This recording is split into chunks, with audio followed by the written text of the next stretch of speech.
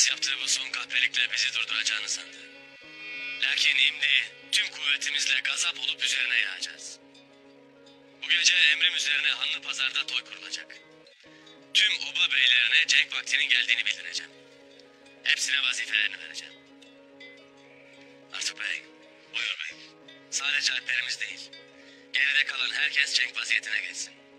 Obada kalan ihtiyarından çocuğuna kadar herkes üzerine düşen vazifeyi bir hakkın yerine getirsin.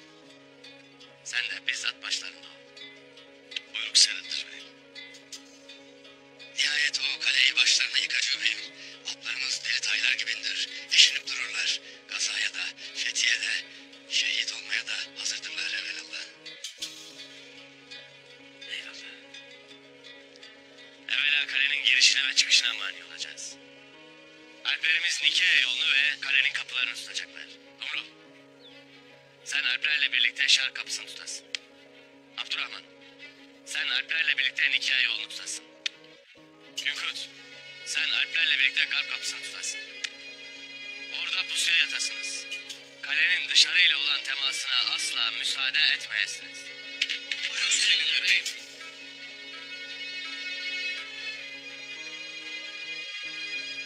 Samsa ve ceza verdiğim Alplerin cezalarını çektiğine kanaat getirdim. Beyim, gündüz kaçırıldığı için Samsa kardeşimin ciğeri yanardı. Kendini yer bitirirdi. Hamsi, Çavdar Obası'na tez ulak gönder. Aslan Hatun'la Turgut Alp bu akşam Bahadır Bey'i de alıp toya iştirak etsinler. O da gözümüzün önünde olsun. Arkamızdan bir iş çevirmeye kalkmasın. Emin olur beyim. Ares'e de bir ulak gönder. Yarın onunla baş alpim olarak sen görüşeceksin.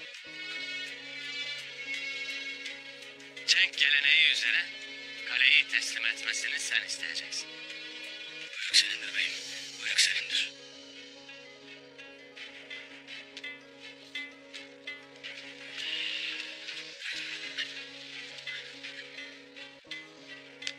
Sultanımıza yazdığım mektup tez vakitte yola çıksın Artuk Bey. Sultanımız imparatorun ordusu gelmeden kaleyi fethetmek istediğimizi bilsin. Moğol ordusu hudutlarımızda durur. Hal böyleyken eğer sultanımızdan ordu istersek devletimizin hudutlarını tehlikeye atmış oluruz. Evelallah bu kaleyi öz pusatımızla da alma gücüne muktediriz. İnşallah beyim, inşallah. Allah kazamızı mübarek etsin beyim. İnşallah. Atınız eşkin, kılıcınız keskin olsun beyim. Eyvallah. İnşallah kaleyi fethederiz beyim. İnşallah deniz kazanız mübarek olsun. Kazanız mübarek olsun. Yolunuz açık olsun.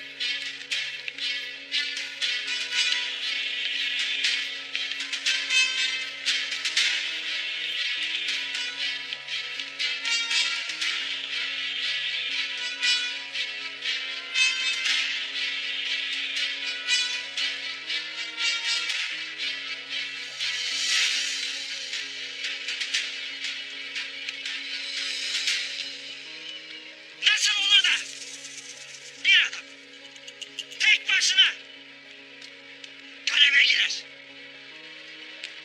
Nasıl olur da sizlere emanet ettiğim tek bir çocuğu kalın duvarlar, kilitlerle korunan gizli bir odadan kaçırır? Nasıl? Kalk!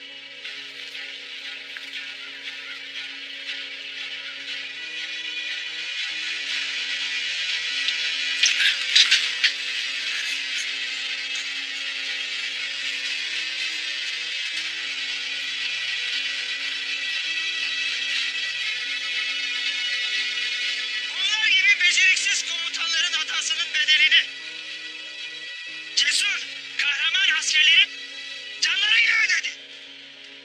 Tek başına bir Ertuğrul'u durduramadınız.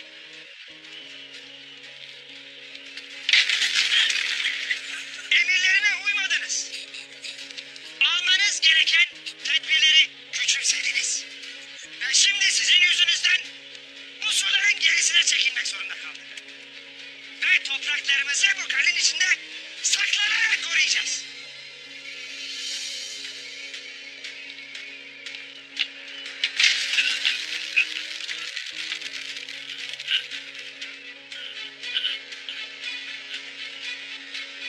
Bugünden itibaren Türklerle savaş başladı. Bu kalenin bütün kapıları bir daha açılmamak üzere kapanacak. İmparatordan yardım gelene kadar. Bu kaleyi son adama kadar savunacaksınız. Tek bir kişi kalsa bile sonuna kadar savaşacak. Teslim olmak yok. Şerefinizle öleceksiniz.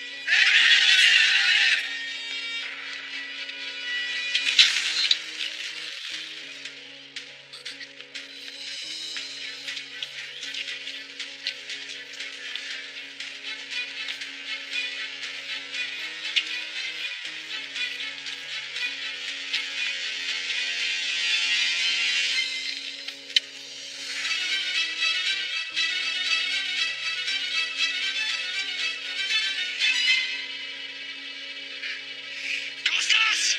Savaş meclisini topla. Emredersiniz efendim. Titan, benimle gel. Demek Titan sensin.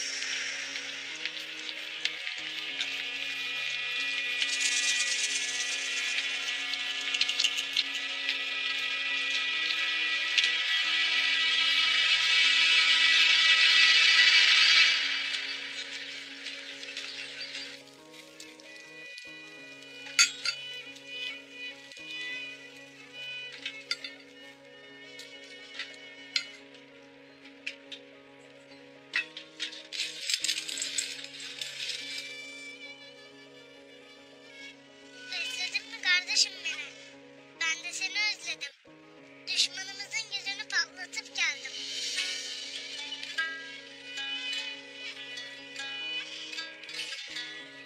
Gündüz'üm, anlat bakalım neler ettin? Düşmanını zayıf yerinden vuracaksın dediydi babam. Ben de düşmanımın gözünden vurdum. Kahraman basatın canavar tepe gözün vurması gibi. Ne ettim dedin sen oğul, ne ettin? Darius pusatımı aldı ana. Ben de elime taş sakladım. Kaleye varınca elimdeki taşı Ares'in gözüne sapladım. Ay maşallah benim aslanıma. Ana, ne der bu çocuk? Dediğini yapmış kızım, yapmış. Yaptım yani ne? Ne sandın? Ertuğrul Bey'in oğlu Gündüz'üm ben. Alpbaşıyım. Alpbaşı oğlum benim. Babası beyler beyi oğlum. Maşallah. Maşallah benim Gündüz'üme. Meğer ne yiğitlikler etmiş.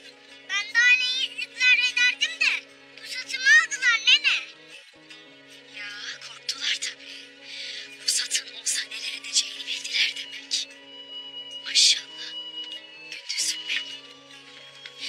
Maşallah çok şükür. Çok şükür Gündüz'üm. Anası kurban.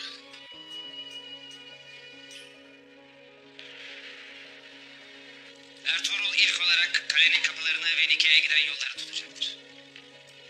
Kaleye giriş ve çıkışlara ve dışarıdan gelecek yardımlara mani olarak bizi buraya hapsetmek isteyecek. Sultan Alaaddin ordu gönderebilir efendim. Sanmam. Moğollar Selçuklu'nun doğu sınırlarını tehdit ediyorken Ertuğrul Sultan'dan ordu istemez. Kaleyi elindeki imkanları en iyi şekilde kullanarak ele geçirmek isteyecek. Buna da gücü yetmeyeceği için bu onun felaketi olacak. Bahadır Bey, Ertuğrul'a karşı büyük öfke içinde. Ertuğrul'dan intikam almak için her şeyi yapabilecek kadar gözü dönmüş kibirli bir ahmak o. Eğer onu kullanmazsak o zaman kendi kendimize ihanet etmiş oluruz, öyle değil mi Titan? Elbette. Onunla hemen konuşmam gerek. Lakin Türkler tüm kapıları tutmuşken buradan nasıl çıkacağım? Kalenin içinden kuzey ormanlarına açılan gizli bir geçit var. Bu geçitten atlarımızı bile geçirmemiz mümkün. Ertuğrul bizi buraya hapsettiğini zannederken biz onu ve çok güvendiği harplerini hiç beklemediği yerden bulacağız.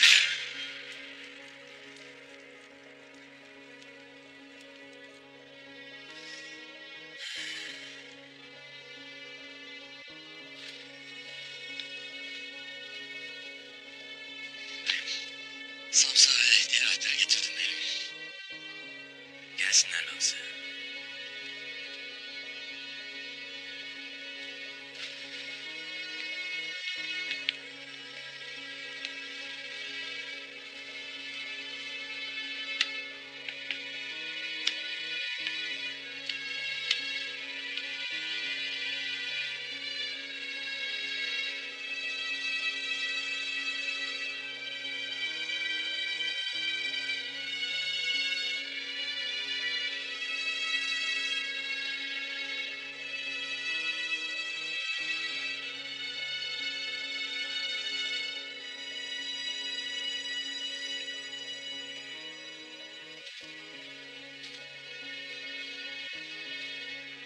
Her kişinin vazifesinden özgür bir şey yoktur. Vazifesine dört elle sarılmazsa kendini de obasını da müşkül duruma düşürür. İstedim ki bunu idrak edesiniz ve anlayasınız. Ne desene kızım beyim. Kendi oğlumuza tuzağa düşecek kadar gafil kaldık.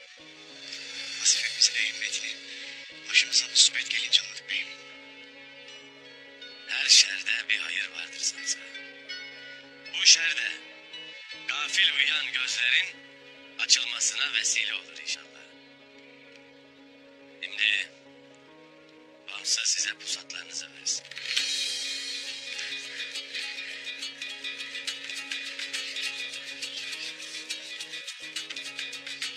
Beyim Saffettin mi? Düğün, bayram ve cenk günleri birliğin, dirliğin pekiştiği günlerdir. Karacahisar Kalesi'ne cenk hazırlığı içerisindeyiz. Cezanızı çektiğinize kanaat getirip sizleri affettim.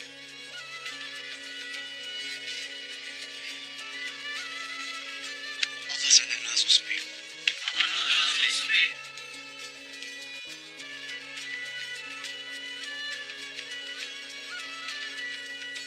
Alplik yalnızca bilek işi değildir. Alp o ki aklı da pusatı gibi keskin, bileği gibi güçlü olur. Gözü kulağı esen yele, uçan kuşa dahi açık olur. Bir daha hata yaparsak beyim. Erlikte, pusat da bize haram olur. Eyvallah yiğidim.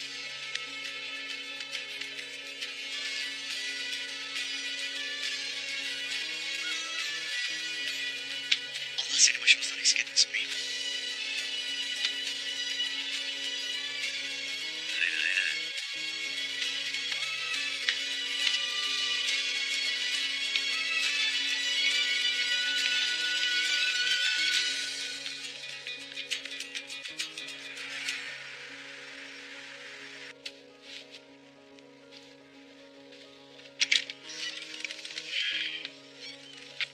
Hoş geldin Turgut. Hoş bulduk aslan.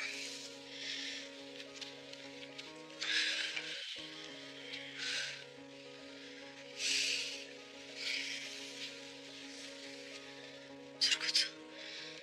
Gayrı az dinleniversen. Dünden beri gözüne bir dirhem uyku girmedi.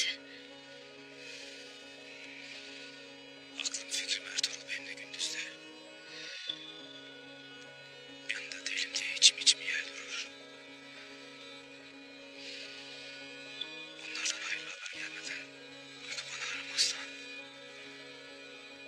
Destur var mıdır? Gel.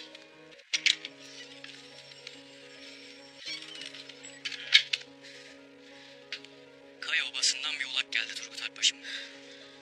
Hemen al içeri gelsin. Kapı. Hayırdır inşallah. İnşallah.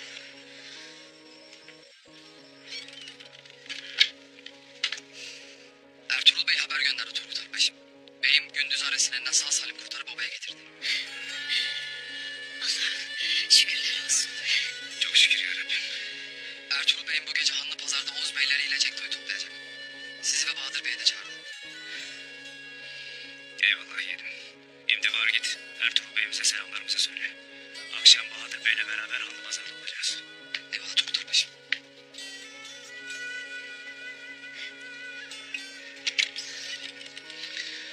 Çok şükür.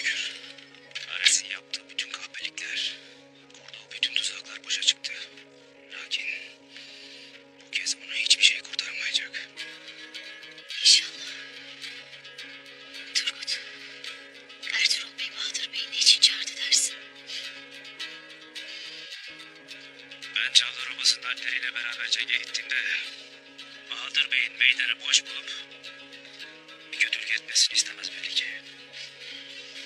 Ertuğrul Bey'imiz iyi düşünmüş. Allah ona zeval vermesin. Amin. Amin. Oğuz.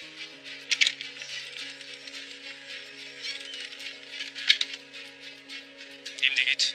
İtimat ettiğin alplerden bir bölük seç. Obada sürekli devriye alsınlar. Bahadır Bey de çağır. O da gelsin. Emrolur Turgut Akbaşım.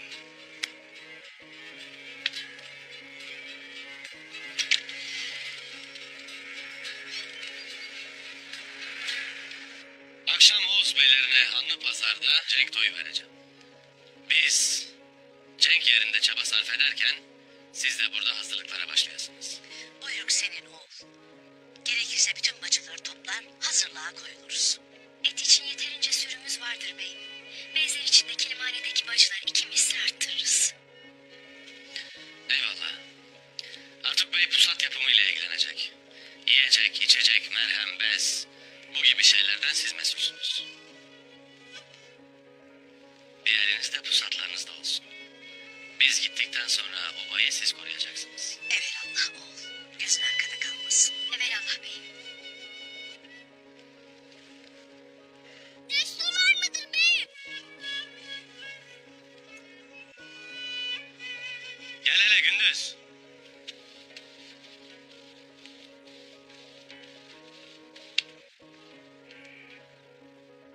Bundan gayrı gözüm kulağımı açacağım beyim. Bana da vazife vermeni isterim.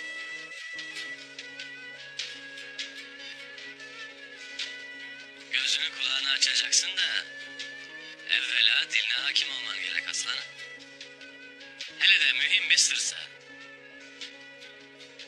Senin ağzından durmayan sır başkasının ağzından nasıl dursun demiş atalarımız. Alp dediğin her işittiğini her yerde söylemez. Anlaştık mı? Biz gittikten sonra obamızın, otağımızın eri sensin. Biz cenkten dönene değin, otağımızın da, obamızın da güvenliği senden sorulur. Buyruk senin beyim.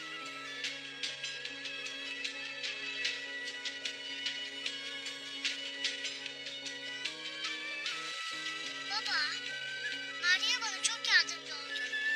O iyi biri. Acaba nerededir? Onu kurtaracaksın değil mi? Sen taz etme yiğidim.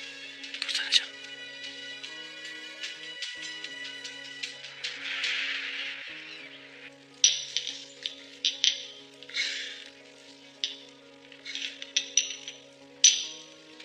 Şimdi bunu için. Yaralarınızın ağrısını hemen dindirecektir.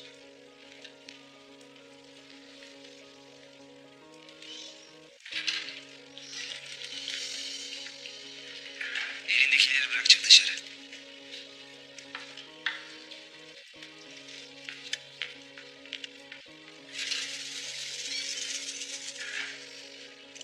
Nasıl oldun var ya?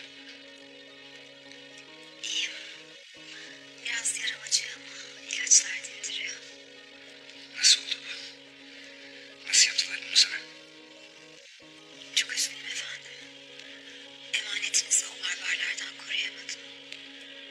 Ne yaptımsa çocuğu almalarına engel olamadım. Canımı bile ortaya koydum ama beni de yaraladılar. Hiç acımadılar bana. Keşke canımı verseydim de emanetinizi onlara bırakmasaydım. Sadık var ya. Sadık ve kahraman var ya.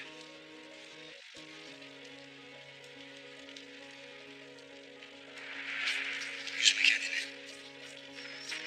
Kendimi üzmemek elde değil ki. Belki de sizi çok büyük bir zaferden ettim.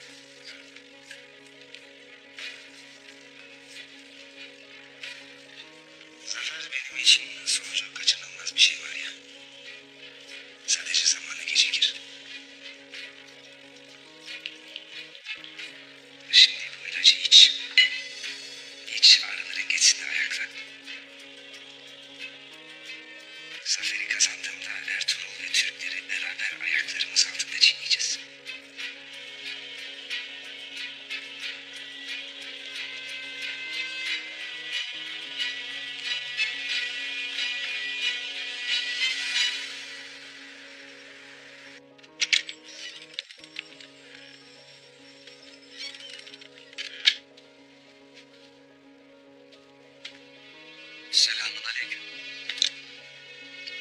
Aleykümselam. Aleykümselam. Hoş gelmişsin Bahadır Bey. Hoş bulduk. Hoş bulduk. Beni görmek istemişsiniz. Buyurasın. Hayırdır inşallah. Hayırdır Bahadır Bey? Buyur oturasın.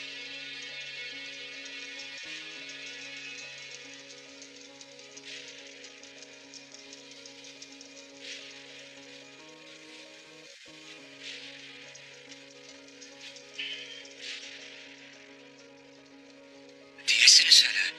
Pek merak ettim. Çok şükür. Ertuğrul Bey gündüzü kaleden sağ salim çıkardı. Şükür, şükür. Lakin hiçbir şey eskisi gibi olmayacak. Gayrı Cenk vaktidir Bahadır Bey.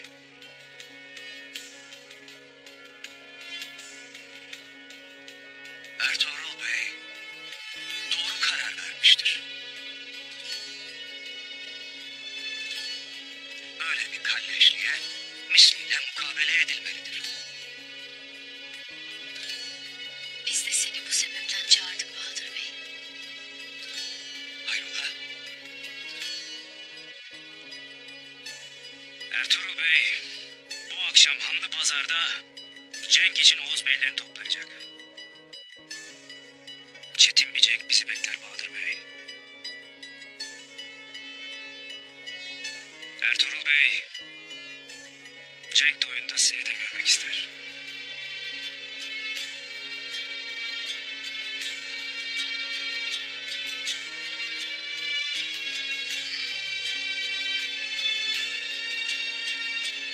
Ares kahpelik etmiştir. Onun bedelini de ödemelidir.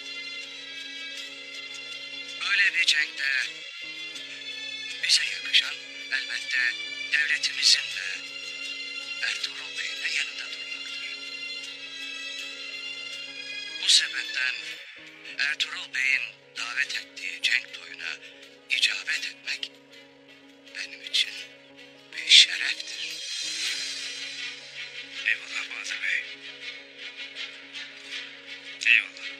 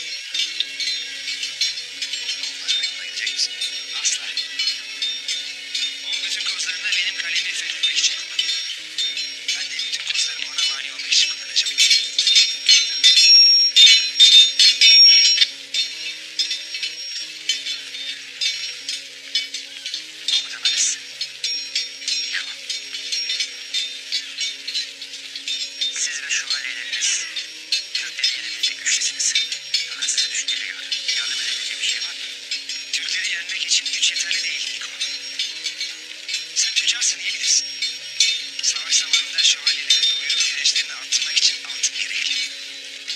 Ve elimizdeki altının yeteceğinden şüpheliyim. Siz Türkleri mahvetmeye odaklanın. Gerisi bir şekilde olur. Umarım Türkleri en kısa zamanda mahvederiz Niko. Sen bunun için dua et. Yeterli. Her zaman duacımız. Büyük komutanlarız.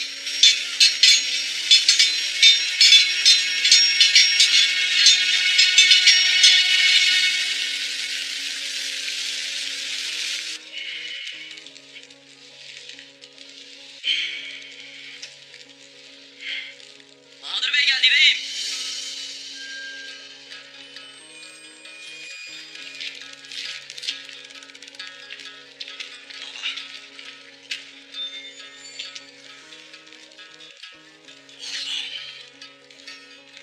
Oğlum.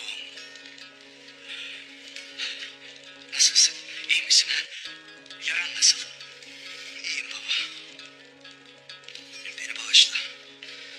Bu itin canını alamayıp işimizi tamam erdiremedim. Tasa etme oğlum. Tasa etme. İşimizi tamamı erdireceğiz evelallah. Ertuğrul. Bu akşam Hanlı Pazar'da Cento'yu toplayacak. Karacahisar Kalesi'ne gaza etmek ister. Bütün Oğuz beylerine vazife verecek. Beni de çağırdı. Seni niye çağırır ki baba? Turgut. Cenk'e gideceği için aklı sıra beni obada yalnız komayacak. Ben de ona itaat etmiş gibi görüneceğim. Sen de hazır olup emir verdiğimde obayı basacaksın. Ertuğrul sırf seni obadan uzak tutmak için çağırdıysa itaat etmene inanacak mıdır ki? Ona öyle mühim bir şey göstereceğim ki bana itimat etmekten başka şansı olmayacak. Sen en iyisini bilirsin baba. Bu sefer işlerini bitirelim. Ne yapmak gerekirse, kimin kanını dökmek gerekirse dökelim. Ama bitirelim. Hakkımızı almak için çok bedel ödedik. Çok sabrettik. Gün bugündür. Ertuğrul, zafer rüyasında yüzerken onu hezimete boğacağım. Unutmayasın. Bu bizim son şansımızdır. Oğul, başaramazsak Çavdarlar Ertuğrul'un tahakkümünden kurtulamaz. Soyumuz için canımızı son defa ortaya koyma vaktidir. Hadi selam bekle. Benden haber bekleyesin.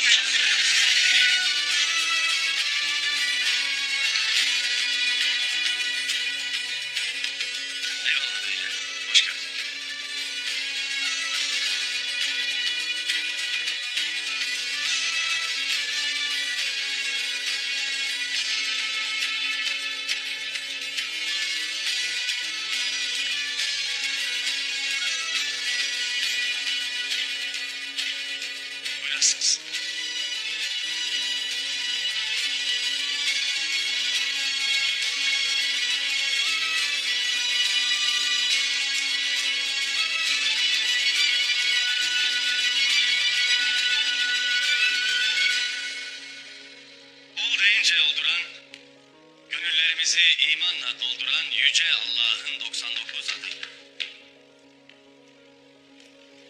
Toyumuz hayırlı ve kutlu olsun.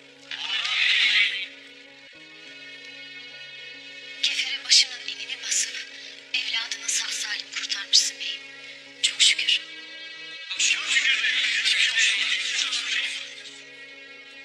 Eyvallah beyler. Buna cüret eden o soysuzun cezasını kesme vakti gelmiştir. Sizi bu toya çağırmamın sebebi de budur. Senin evladın Gündüz bizim de evladımızdır. Onu kaçırmaya cüret eden baş tez vakit ezilmelidir. Mesele yalnızca benim evladım meselesi değildir. Sultanımızın seferine giderken bana ve Alplere tuzak kuran da o soysuzdu. Soysuz herif. Uç beyni kastetmiş. Kellesi gövdesinden ayrılmalı. Yokluğumda Hanlı Pazar'a dayanan eşkıyaya sebep de oydu. Onun başını almadan obalarımız huzur bulmayacak. Şimdilik kale kapıları ve Nikea'ya giden yol Alplerim tarafından tutulur. Daha sonra muhasara ve taarruz için size vazife düşecek beyler. Bütün Türk obaları bu zaferi paylaşmalıdır. Alplerimizin pusatları şakırdamalı, atlarımızın nalları toprağa sarsmalıdır. Ertuğrul Bey, müsaade edersen ben de senden bir vazife dilerim.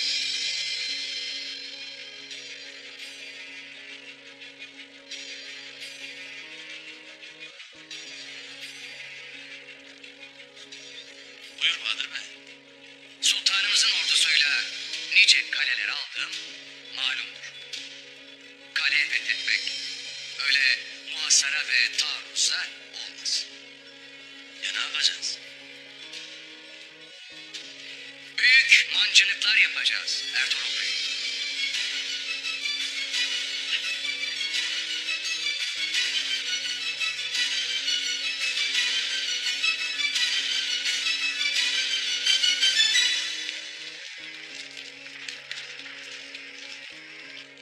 Emrettiğiniz üzere kalenin bütün kapıları kapatılıp sürüklendi efendim.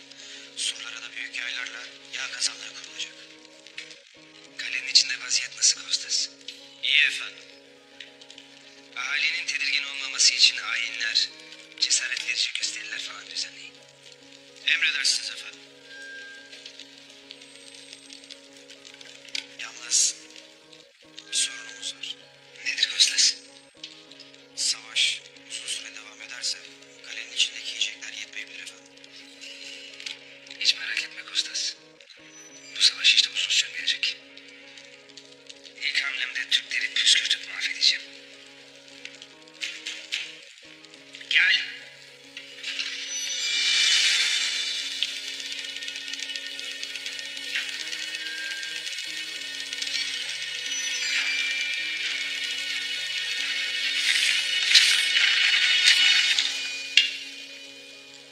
Bu sandıkta ne Niko? Komutan Ares, siz ve kahraman şövalyeleriniz Türklere karşı savaşırken hiçbir şey yapamamak ağrıma gidiyor. Ben de yapabileceğim en iyi yardım yapmak istedim. Buyurun.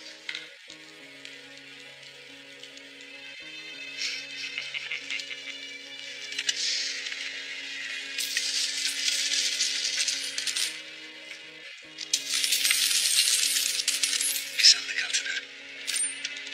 Evet efendim.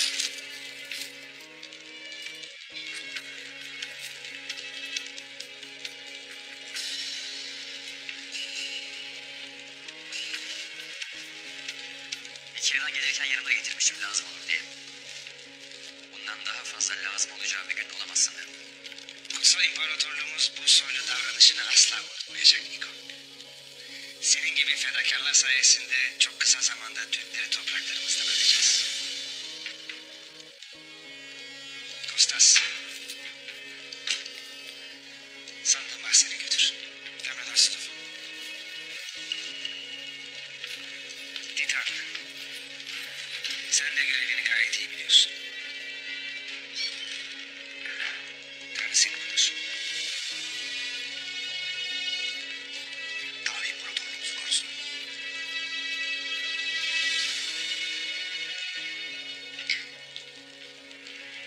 Efendim müsaade ederseniz ben de komutan Kostas Damasceni'yim. Elimizde ne kadar altınımız var? Bize ne kadar yeter hesaplamak isterim. Elbette Niko. Bundan sonra da altın işlerinden senin sorumlu olmanı isterim.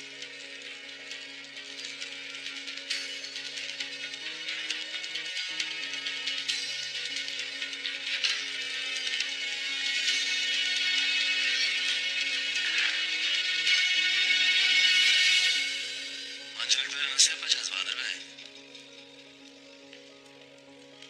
Vazifeyi de bu yüzden isterim Ertuğrul Bey.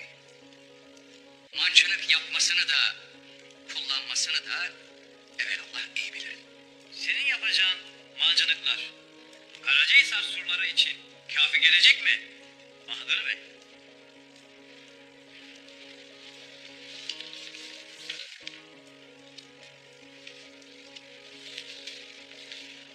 Sultanımızın ordusuyla iştirak ettiğimiz son seferde bu mancınıkları bizzat ben yaptırdım.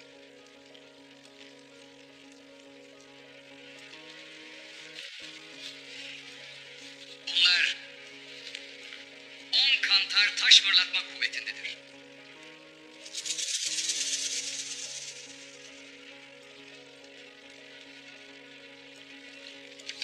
Karacahisar surlarında gedik açmakla kalmaz, Allah'ın izniyle tuzla buz eder.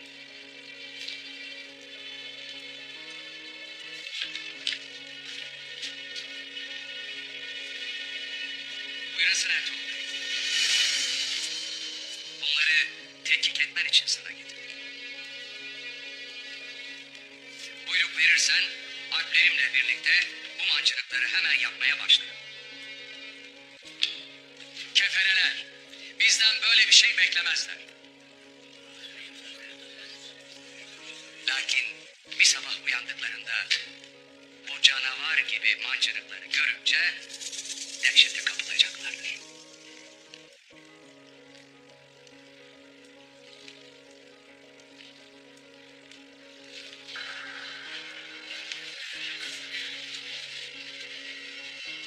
Beylerim, Çavdar Alpleri Turgut Alp'in emrinde olacaklar.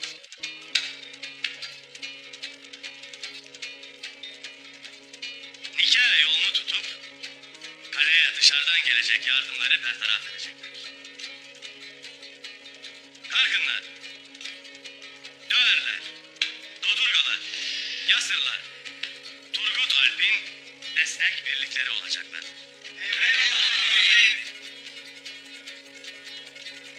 Diğer obalarımız Tursun Bey'in önderliğinde Şark ve Garp kapılarını ve etraftaki ormanlık alanı tutacaklar.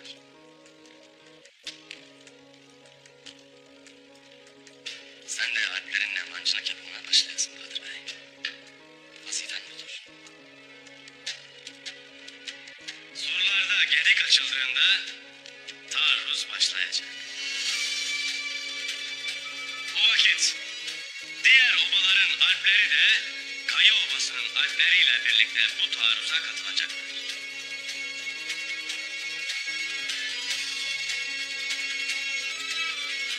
Pusat'ım ve alplerim gibi o tecrübem de buyruğumdadır Ertuğrul Bey. Ne vakit mancınıkları hazırlarsın Bahadır Bey? Mancınıkları yapacağım yeri tespit ettim. 2 güne yetiştiririm evelallah. Eyvallah Bahadır Bey. Eyvallah. Sen tez vakitte çalışmaya başlayasın. Ben de emniyetiniz için alplerimden bir bölük göndereceğim. Buyruk senindir Ertuğrul Bey.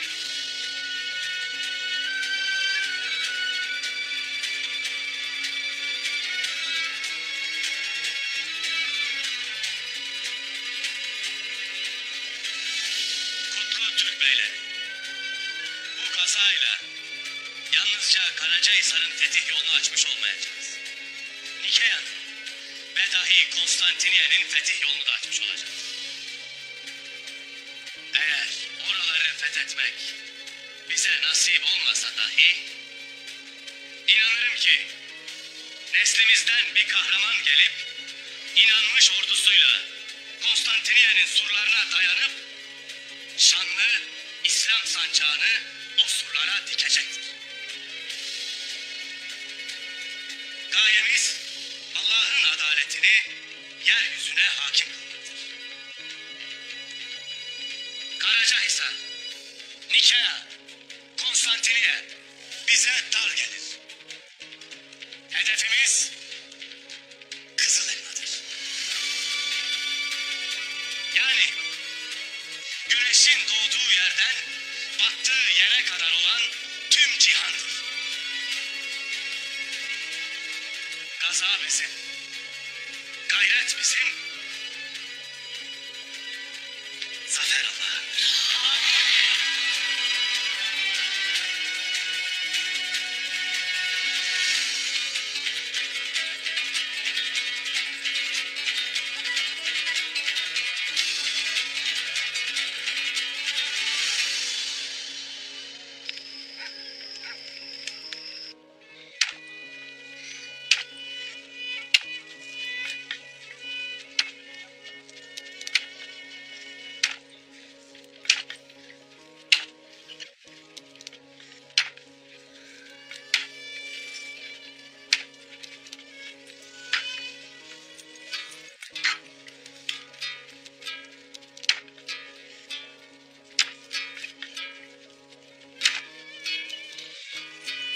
O kurutulmuş etleri sıkı sıkı sar. Olur mu ha?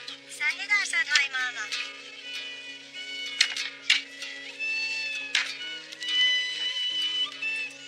Su tulumlarının da ağzını sıkı sıkı kapatın, akmasın. Tamamdır Haymana.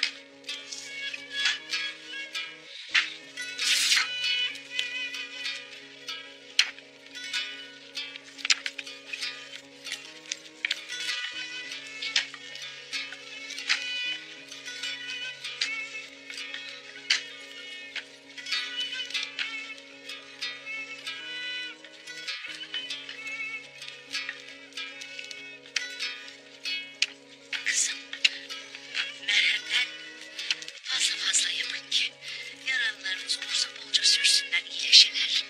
Nasıl dersen ana. Haymana, maşallah ne kadar tecrübelisin.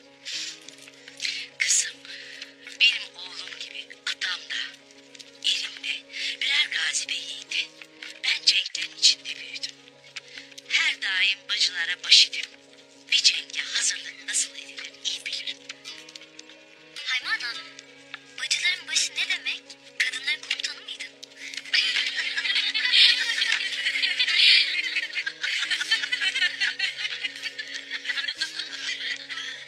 Öyle de desen yenidir.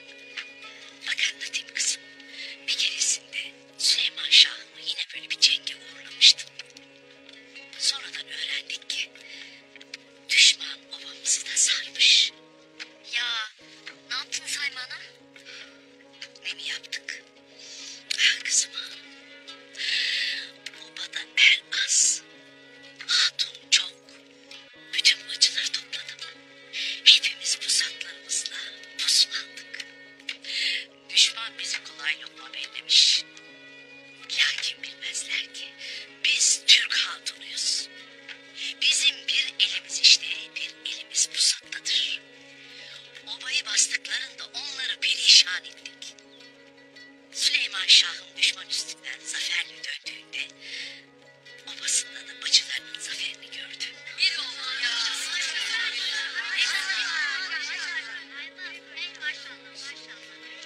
Maşallah. Bak kızım, bizde cenge gidildi mi er, hatun, topyekun gidilir. Bu vakitten sonra sen de dahil. Hepimizin bir eli pusatta olacak.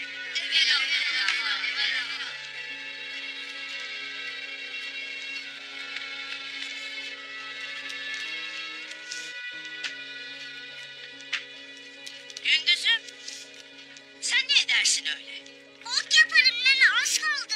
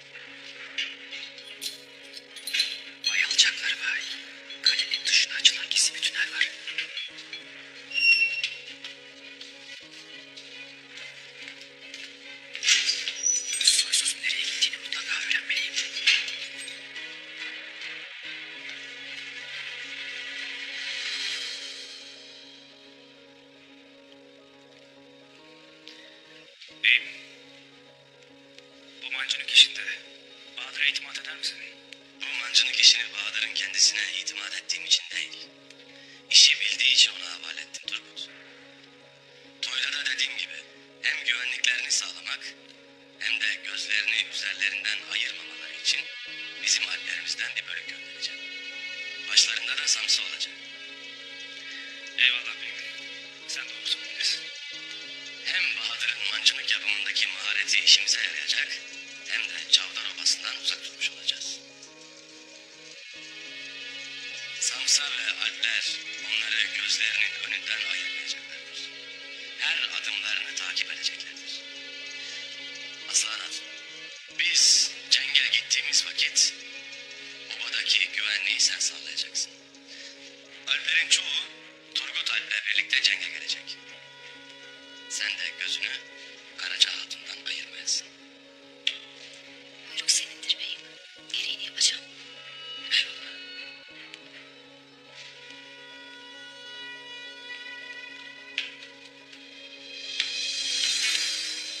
Eynele, buyurduğun üzere kalenin şark kapısını tuttuk beyim.